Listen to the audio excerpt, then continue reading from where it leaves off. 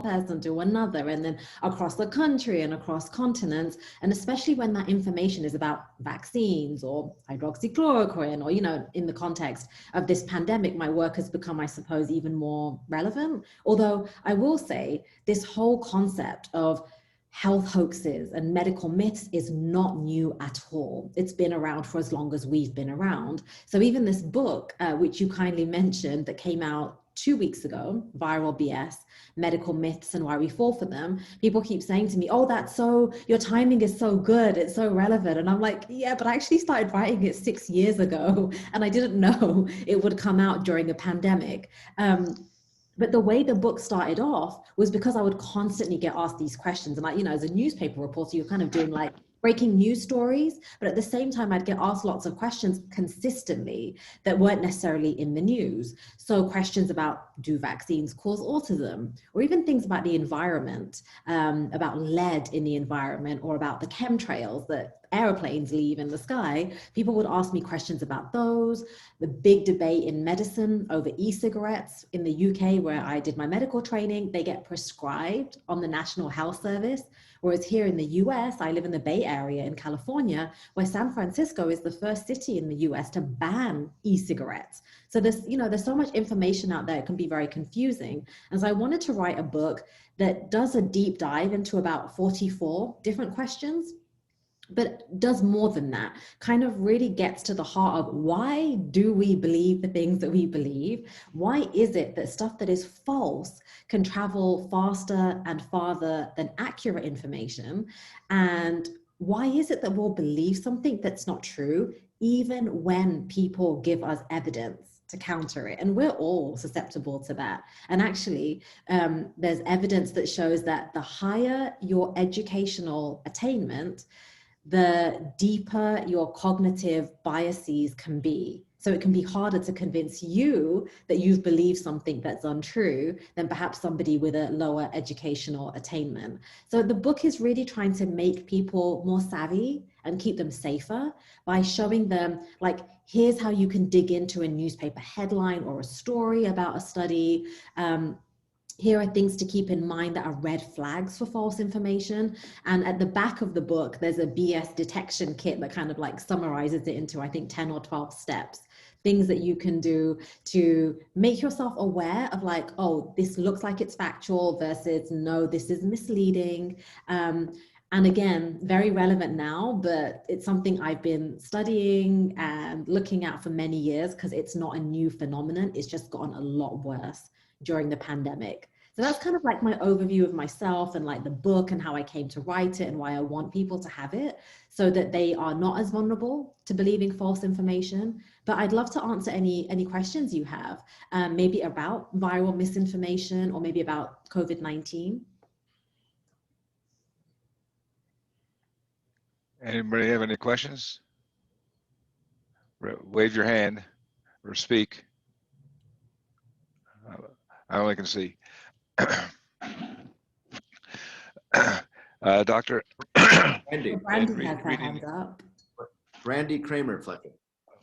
Brandy, go ahead, Brandy. Unmute and talk. Brandy, so there you go.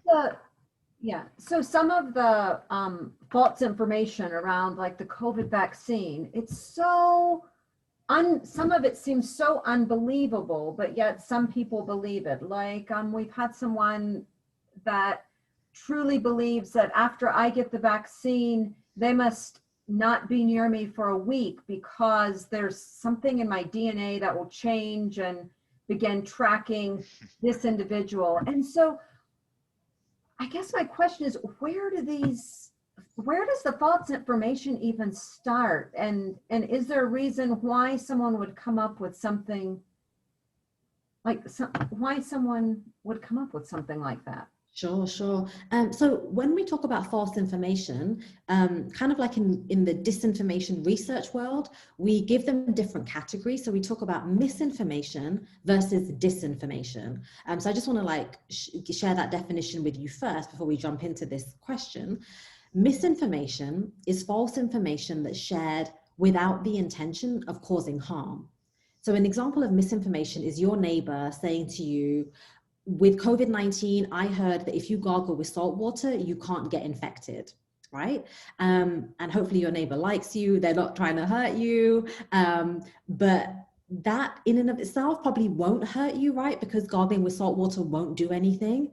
It could then unintentionally cause harm if you gargle with salt water and you think, right, I am protected, I don't need to wear a mask, I won't limit, I won't do physical distancing. So there is that issue. But misinformation is that kind of thing where someone's saying, hey, I heard if you get the COVID-19 vaccine, you get infertile, and I just really don't think you should get it, right? They're not trying to cause you harm, they're trying to protect you.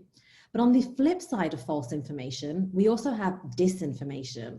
And that's false information that's spread deliberately with the intention of causing harm. And one of the things I've studied is how this has reared its ugly head during previous epidemics. So one example, if you all remember the Ebola crisis that went from 2014 to 2016. So during that time, we saw a ton of misinformation. People saying, oh, if you eat lots of garlic, you can't get Ebola, or if you eat ground coffee, like there was so much out there. But the disinformation was really sophisticated. It came from Russia, it came from other places too, but there's definitely been vaccine disinformation around Ebola and other rumors and myths that came from what's thought to be a government affiliated agency in Russia that did things like hack the CNN website to create a spoof of the CNN website that looked very real. But if you went to it, you got all this false information. For example, there was one story that they did that said there was an Ebola outbreak in Atlanta. And there wasn't. There was at no point was there an Ebola outbreak in Atlanta. But had you gone to the CNN site at that time, you would have seen it. You may have believed it, right? Because it's on CNN.com. And that could have caused a lot of panic in Atlanta. It could have got people to flood the hospitals worried that they'd been exposed, could have diverted emergency services like ambulances and fire and all of that away from where it's needed. So now, in the context of COVID-19, we're seeing both things happen, misinformation and disinformation. People like myself are still trying to trace some of these myths and rumors back to their origins. It can be pretty tricky, but it can be done. With the vaccine misinformation and disinformation that's spreading, what I find very interesting is when you have stuff that's spreading around vaccines that's completely untrue, but has like a little kernel in it that makes you feel like, but that could be believable, right? So one example being that, with the two vaccines we currently have not approved, but available under emergency use authorization in the US, both of them, Pfizer, BioNTech one, and the Moderna one, are mRNA vaccines. They use that tiny little piece of genetic code from the virus so that when your body's exposed to it, your cells read the code and then they create a little bit of the virus, a little protein chunk that your immune system then studies to get ready. So it's very different to how we've done it before, because normally vaccines would include a chunk or even the whole virus itself, a dead version, a weakened version, sometimes live virus, it depends. But with this, I think I've been seeing these misinformation and disinformation spreading around COVID-19 vaccines that says these mRNA vaccines will change your DNA. And when I heard that, I thought, okay, no, they can't do that. It's not possible. Your DNA lives inside your nucleus. This messenger RNA just cannot get in there. Plus, it's very fragile. If you've heard all the logistical challenges around keeping these vaccines really cold and they expire very quickly, a lot of that is to do with the fact that the RNA is very weak and fragile. So even once it's in your body, it doesn't stick around for a long time. Your cells read it, make the protein, but then the RNA goes away. So I knew that it wasn't true, but I thought, oh, it's quite believable for people to hear this myth and hear, well, these vaccines are new. We've not seen anything like them. They have RNA in them. So possibly they could hurt my DNA. They could change my own genes. And I worry about those myths more than others, I think, sometimes, because I feel like they have something in them that could be believable. But like you said, Brandy, other times it's quite absurd. And I get into this in my book. Like, why is it that things that you're just like, sometimes a family member tells you something and you're like, are you kidding? Like, do you really believe that there's microchips inside the vaccine?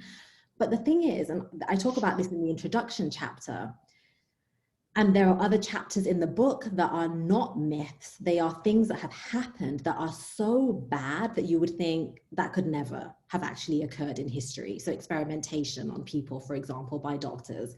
I say, and the way I explain, I'm trying to condense it because it is really complicated, is that enough wild, absurd things have actually happened in real life, like really have happened and are documented, that false things that sound absurd can be believable to people. Does that make sense? And I really break this down in the introduction and in other chapters. So I'm the only doctor in my family. My family believe a lot of misinformation and disinformation, and they circulate it on our like family group chat. And I'm like, hello, everybody, like, you know what I do for a living, and I can't believe you're circulating like false information. And sometimes it's not even very sophisticated. It's like, I'm like getting angry at my auntie, like, can't you see? This is a really bad video. It just seems fake. Like, why do you believe this? But it's because, especially when there's panic and there's fear and there's scientists being honest with you as they should be and saying things like, we don't have all the answers, that can make you even more vulnerable to believing the kinds of things that Brandy is saying, because a good scientist will talk to you very honestly and transparently about uncertainty, right? Because we live in an uncertain world. That's just, you know, and even every scientific study, every medicine that we prescribe, we've done a careful balancing act of like, there's still uncertainty baked into the data, but we believe the benefits far outweigh the risks, for example. During a crisis situation, a lot of that goes out the window, especially when you have people who are peddling false information, and it may be misinformation because they don't have an agenda. They're not trying to be harmful, or it could be disinformation where they have an agenda, they're trying to create havoc across the US or wherever. But those people will often speak with 100% certainty. And that's often a red flag for spotting false information. They'll say, for example, you gargle with this special mouthwash and it will 100% protect you. So actually, one of the things I find useful about tracing the kinds of myths that Brandy mentioned and just other falsehoods as well, you know, tracing them back to their origin and understanding that one of the red flags is that they're speaking with such conviction. Whereas, you know, you hear Dr. Fauci speak, and this time last year, February, even early March, he wasn't saying wear a mask. And then I think later in March, he said every American should wear a mask. And he got really attacked for this because I think some of the criticism was scientists don't know what they're doing, he's changing his mind. But actually, he was doing what a good scientist should do, which is you do change your mind based on the best available evidence that you have at that point. But I think that can be challenging for the public, especially when we've done the disservice of not giving people a really good education around the scientific process, so that sometimes the understanding is science is facts, science is what's in textbooks. It's like, but no, actually science is a process, right? Science is a process of asking a question, doing experiments, repeating the experiments, and then coming up with data and evidence that guides your policies. And then as our understanding shifts, and that's happened so many times in the last year, but also so many times in medical history, we have to change our consensus, change our minds as doctors and scientists, and therefore change our guidance. So that's like a long-winded answer to your question, Brandy, but I think it's because it's a really complicated area, especially when you're thinking about the intersection of science and data, but also all the psychology of human belief and why it is that something that might make one person say, oh my gosh, that's so ridiculous, why would you even, could make many other people actually wary, and it could be believable to them. Dr. Yasmin, this is Brian Henderson. Thank you so much for your presentation today. Another question. I'm wondering if you can either debunk this myth or confirm it, perhaps. I have heard, someone came to me just this week and said, did you hear that if you've had COVID, that you shouldn't get the vaccine for 3 months?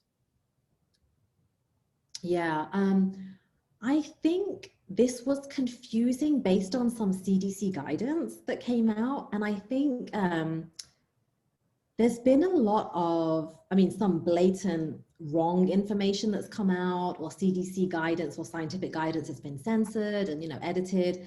And other times just our very regular but terrible shortcomings in effective communication, which is the thing that I study and that we do at the Stanford Health Communication Initiative.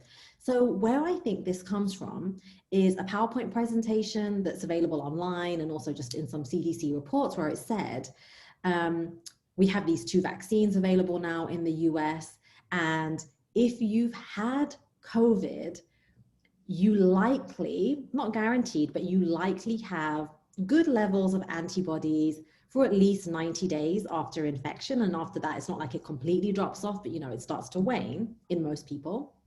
That's definitely one caveat that we're still learning. It's very much a moving target.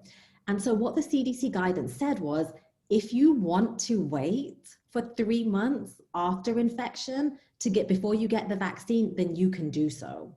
And I think that was because it's complicated, right? And I think it wasn't communicated in the best ways. And I think it was read by many people as, oh, so you shouldn't, maybe you don't need the vaccine. Plus, we're not dealing with an ideal situation where if you want a vaccine, you can get it. It's a very scarce, precious resource. So people are also doing mental arithmetics around, should I have access to it, but should I be at the front of the line? And I've seen situations where people have gotten an appointment, but their 80-year-old mother hasn't. And they're like, wait, why am I ahead of the line of no, I don't want it because I want my mum to get it first. But I think that's where this came from. The truth of the matter is that you really shouldn't wait, because we don't think that everybody develops the same level of antibodies after infection, because not every infection is equal. And we've seen higher levels of antibodies in people who got very severely sick, lower levels in some people who maybe had mild symptoms, but we've also, in rare cases, seen people get infected a second time.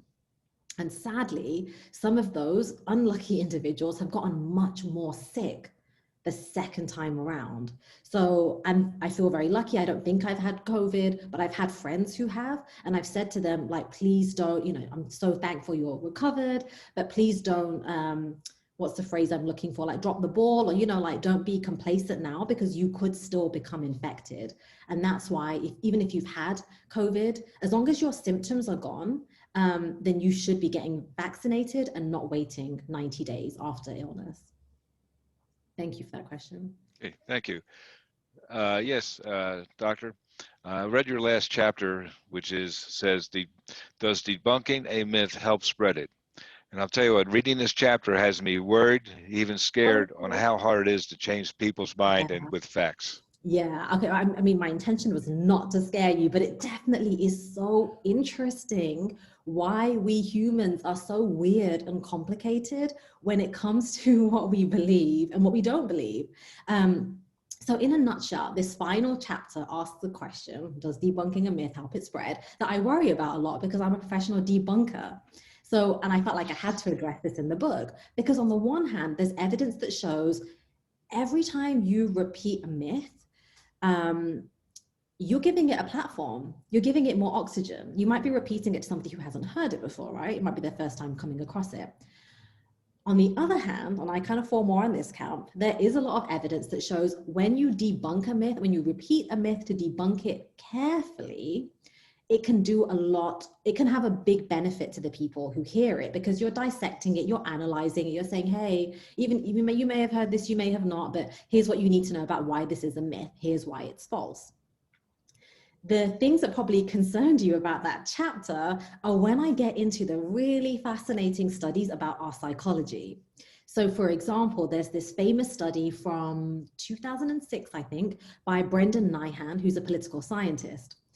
And what he and his colleagues did in this study, they gave people who said to them that they were conservative leaning, like right leaning, and they gave these people in their study a newspaper article. And the article said, weapons of mass destruction were found in Iraq. And then the next step in their study was to give those same people a second piece of paper that said, what you just read was false, weapons of mass destruction were not found. When they then surveyed those individuals to say, what do you believe? They said, well, no, I don't believe the correction. The first piece of information I got said that weapons of mass destruction were found. And so what Nyhan and many other psychologists have called this is the backfire effect, where once somebody already has a belief, and then you try to counter that and you say, no, sorry, you're ignorant, or you're just misinformed, or what you've come across is incorrect. People treat their existing belief like a precious kitten. And they're like, no, no, no, don't take it away from me. And it's almost like they're digging in their heels to hold on to that kitten, to that precious initial belief. And so that's called the backfire effect. It can happen where you try to counter a belief that somebody's had, maybe especially one they've had for their lifetime, right? A really long standing belief. And then you come along and say, no, here are 10 bullet points as to why this is incorrect. And people can feel very threatened by that. I'm sure we've all been there where you just don't want to budge. It can be a bit discombobulating. Somebody is saying something you've believed for a long time is not true. There are other psychologists and social psychologists who say we shouldn't feel too much despair about the backfire effect, and that actually there are ways, but you have to be careful and you have to be thoughtful and you have to tailor your approach for how you can get people to shift their beliefs. But I will tell you, it's not as simple as what we love to do in science and medicine, which is, oh, you think vaccines are dangerous? You think vaccines are toxic? Here's a pamphlet with 20 bullet points, all facts, all based on millions of data points that say you're wrong and that vaccines are safe. That has been found to be a very ineffective way of shifting beliefs. And so it's very frustrating to me, and I feel like it's my life's mission to make us much more effective at health and science communication than just saying to people, here are facts, please believe them. And what I always say is, as a doctor, we trained in and practice evidence-based medicine. It's the Western standard. We wouldn't do it any other way. But then why don't we practice evidence-based communication around medicine? Because communication is so powerful and so impactful that you can have tens of millions of doses of a vaccine and you can have tens of millions of people refusing the vaccine because you haven't had effective communication around it. So public health, medical care, pandemic responses can fall apart. They can be make or break based on the communication. But so often within medicine and science, we like to just relegate the communication to the sidelines because we want to focus on the science. And I think that's a really myopic and troubling perspective. So I'd like to follow up with a question. My field is supposedly cross-cultural communication, and I find I am much more effective with people that were born outside the United States. At least at the moment, my frustration is much less trying to communicate with people that come from other cultures. And I'm fascinated by your comment about education. It's my experience. And I don't know, I'd be curious if you have any insights about why that is true. But what I'd like to follow up with your last comments is, do you have strategies for talking with folks? You may be able to tell I have particular experience with one particular friend who I have known most of my life. And she sends me articles by doctors talking about your DNA change and other things. And I'm sorry, but I would have said a few years ago, is a smart person. But I am totally ineffective, and my current strategy is to try not to communicate because it affects my mental health. Yeah. But I would be very interested, because I vacillate between feeling some responsibility for talking about the science and becoming so frustrated with her supposedly researched, science-based, deep state internet background. And a second piece of that you touched on is there does seem to be some connections, with this particular person, between her really anti-vax stand now and her political views. Oh yeah, thank you so much for that. Yes, it's been very well documented how political ideology and belief factors into how people have perceived the pandemic, how people have made decisions about whether they will or will not adhere to lockdown orders, to wearing a mask, to physical distancing. As someone who studies communications and journalism, I've been looking at things like the Fox News effect, for example, and there's some really great studies that came out of the University of Chicago just last summer, I think 3 I can think of, that were looking at adherence to public health interventions and belief and knowledge about the pandemic based on where people got their news from. And then there were others that were digging beyond just where you got your news from to your political ideology.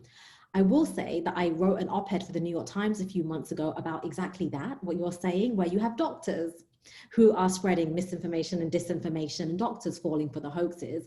My response to that is like, we're human too. And there's some really great studies on where doctors lie based on their specialty on the political spectrum. I think sometimes, I'm a public health physician, you know, I trained in internal medicine. I think sometimes there's a belief that we all lean liberal, maybe, I don't know, access to universal healthcare or things like that. And it's definitely not as straightforward as that. In regards to, and I, before you talked about your friend, I was going to give kind of like an overarching view about how to have effective communications, but now I'm thinking much more about your particular scenario, because I feel that too. I teach classes for our faculty here at Stanford and other places for doctors and physician assistants and nurses about how to have conversations with patients where it's very polarized, where the patient does not want to vaccinate their kids, for example, and it's your job to try and convince them to, so that kind of there's no way out of that situation, right? Outside of our professional lives, I sometimes break all the rules of the things that I teach people to do to be effective in countering misinformation and disinformation, because I'm human and I get tired and I get fed up. Like I was saying with my aunties and my cousins on the group chat, I'm like, oh my, like, what are you doing, everyone? Sometimes I totally agree with you. Well, I don't know if you're agreeing with this either, but sometimes you have to take a little like mental health time out to protect your sanity and to protect your blood pressure, because also you wonder how much you can do in one conversation. And then you feel like, oh my goodness, if I don't do something, how many people is this person going to infect? And I use that analogy with their false information. The problem with data and with scientific analyses is that you can find data to back up pretty much any worldview that you want, because there's a lot of not great data out there. I remember this one congressional hearing with poor Dr. Fauci last fall, where he was just bombarded by officials, other physicians too, you know, representatives who were saying, but what about this of hydroxychloroquine and this study of hydroxychloroquine? And you could see the poor man just getting more and more stressed. And basically each time you're saying, but that's not a good study. Oh, and this one's not statistically significant and this one's not a good study. So I think what your friend is doing is what I've seen other doctors and even scientists do, which is present data that fits a worldview that suits them, that reaffirms their existing beliefs.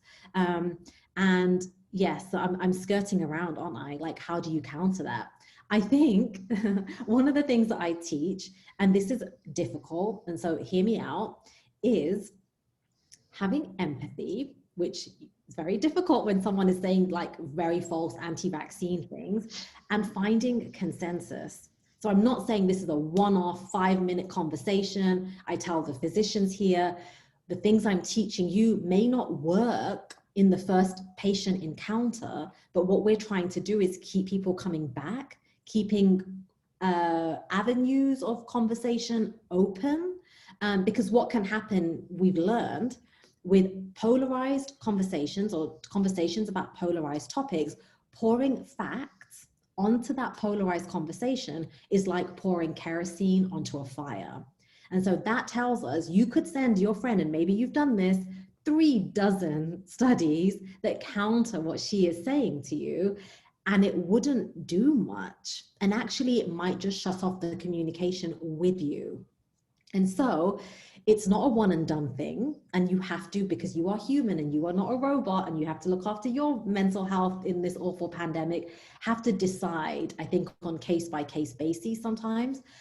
whether you are going to have conversations that allow for the empathy to come out, for there to be that consensus of, okay, we disagree about this, but we're on the same page about wanting to end the pandemic. I don't know, wanting to stop infections, whatever that consensus is. It's almost like taking a few steps back from where the conversation you think should start and then approaching the actual meat of the conversation. And again, that can take a few encounters. And I would say, yes, we all have a responsibility to not spread misinformation and disinformation. But I think there are times when we can absolve ourselves of the responsibility to counter everything that we hear that is false, because it's a lot and it might be too much. And maybe you could thank give you. my book. I have one question from the chat room, and then that'll be the last question. From Dennis: how long will the vaccine last? Will it be a yearly shot? Oh, good question. And I can actually answer it quite briefly, because we don't know. We don't know. And with new variants emerging, it raises even more unknowns, right? Because the clinical trials for all the vaccines we have, and many that are in like final stages of development, were done considering earlier versions of the coronavirus. Now, viruses mutate, it's what they do, they evolve as they replicate in us and as they spread between us. So we always knew this was going to happen. We just didn't know when it was going to happen, that we'd see so many variants. I think it's happened sooner than we realized. It's not a deal breaker for the vaccines. I think Moderna announced yesterday that its vaccine still works against the variant discovered in the UK, the variant discovered in South Africa. But while I will say to you that I will get vaccinated the minute I can, and we've had all sorts of snafus here about vaccine accessibility, I will get vaccinated the minute I can, because I've been over that clinical trial data and I'm very happy. With, you know, I don't think safety was cut. I think it was rigorous. I will tell everyone who's near and dear to me to get vaccinated, including my mother. I can't tell you how long the immune response will last, because even though you can do a trial as condensed as we did for safety and for efficacy, we can't extrapolate that to, well, how long will this give me protection then? I think that's something we're going to learn as more people get vaccinated in the real world and as time continues. And then, like I said, with the variants now emerging at quite a high pace. I mean, here in California, we have a variant that we were rarely seeing and that jumped 26% in prevalence in just 2 months. That raises questions for me then about, oh, is this going to be a situation like flu, where you end up getting a different flu shot every year? Or is it a situation like your DTaP, you know, your tetanus and pertussis, whooping cough shot, where you need a booster after a few years? I think those could be scenarios we're looking at, but it could just be that we get a really good, robust and long-lasting immune response from the 2 shots of these initial vaccines. Well, thank you. And thank you for coming to join us at our Lions Club meeting. Thank you. And I really do. The book is great, and wish you best luck with the book. And I encourage everyone to buy it. Viral BS. It's a great read, and some things I didn't even think about in the book that I fell for. See, we are all susceptible. Yeah, me too. Well, thank you so much for having me as part of your discussion today. I hope it was useful. And please stay safe, everyone, and take care of yourselves. Bye. Bye-bye. All right, Brian, back to you. Well, Fletcher, thank you for moderating today, as you do so well each time we gather. Thank you to each of you for being with us. Thank you to our visitors. So good to see you and to have you connect with us as you have. As is the Denver Lions Club custom, at the conclusion of our meetings, we always say out loud together, I am proud to be an American citizen. God help me to do my duty as such. So I'll invite you to join me in sharing that. I am proud to be an American citizen. God help me to do my duty as such. Stay safe, wear your masks, and we'll see you soon. Bye, everybody. Bye. Bye, all. Enjoy the meeting. That was a great speaker. Bye. Thank you, everybody. Bye-bye. Bye.